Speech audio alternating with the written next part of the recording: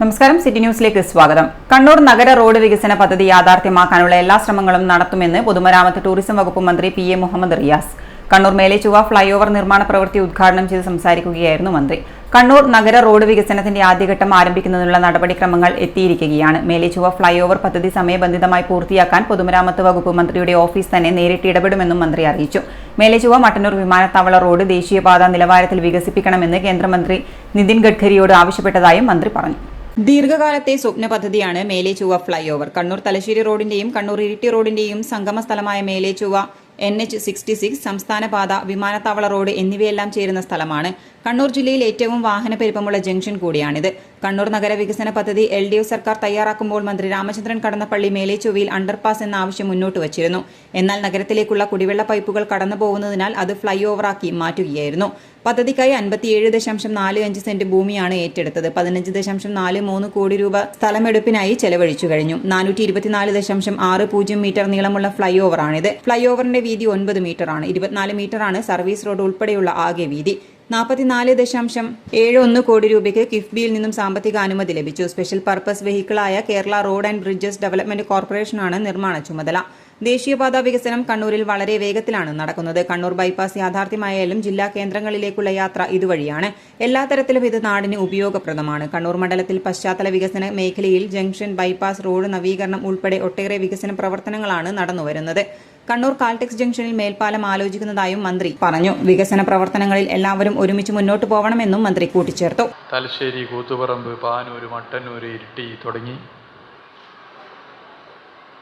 അഞ്ചരക്കടങ്ങി തുടങ്ങിയ സ്ഥലങ്ങളിൽ നിന്നും ഒട്ടേറെ വാഹനങ്ങളാണ് ഇതുവഴി പോകുന്നത്. ഒരുപാട് ആളുകൾ ആശ്രയിക്കുന്ന പ്രധാന കേന്ദ്രമാണ്.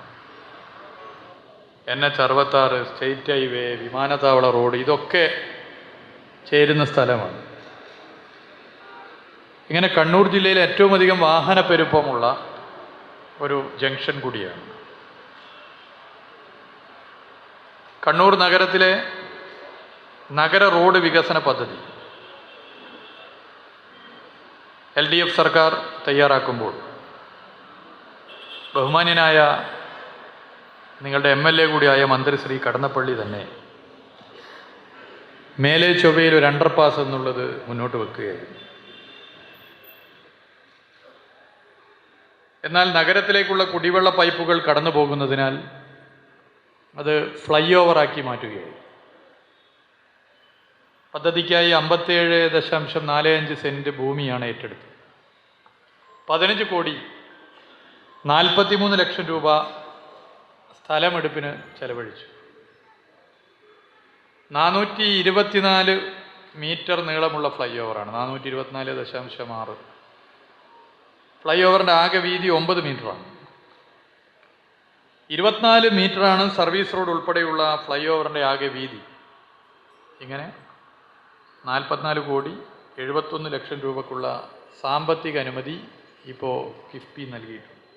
ചൊവ്വ റൂറൽ ബാങ്ക് പരിസരത്ത് നടന്ന ചടങ്ങിൽ രജിസ്ട്രേഷൻ പുരാവസ്തു വകുപ്പ് മന്ത്രി രാമചന്ദ്രൻ കടന്നപ്പള്ളി അധ്യക്ഷത വഹിച്ചു. കണ്ണൂർ നഗര റോഡ് വികസന പദ്ധതി ഉൾപ്പെടെ യാഥാർത്ഥ്യമാക്കാൻ എല്ലാ വിഭാഗം ജനങ്ങളുടെയും സഹകരണം മന്ത്രി അഭ്യർത്ഥിച്ചു. 748 കോടിയുടെ നഗര റോഡ് വികസന പദ്ധതിയിൽ 200 കോടി രൂപ നഷ്ടപരിഹാരത്തിനായി നീക്കിവച്ചിട്ടുണ്ട്.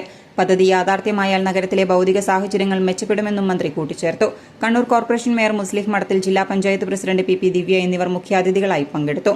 RBDCK MD S Suhas, Kannur corporation കൌൺസിലർമാരായ CM പത്മജ, പ്രകാശൻ പയ്യനാടൻ, കണ്ണൂർ മണ്ഡലം വികസന സമിതി convener N Chandran, RBDCK deputy GM AA Abdul Salam, ADM K Naveen Babu, MK Murali, Vellora Rajan, CM Gopinath, Abdul Karim Cheleri, KK Jayaprakash, KA Gangadharan, PP Divakaran, KP Prashanthan, Binil Hameed Changalayi, doctor Joseph Thomas, Ratheesh Chirakkal, TK Ramesh Kumar എന്നിവരും സംസാരിച്ചു.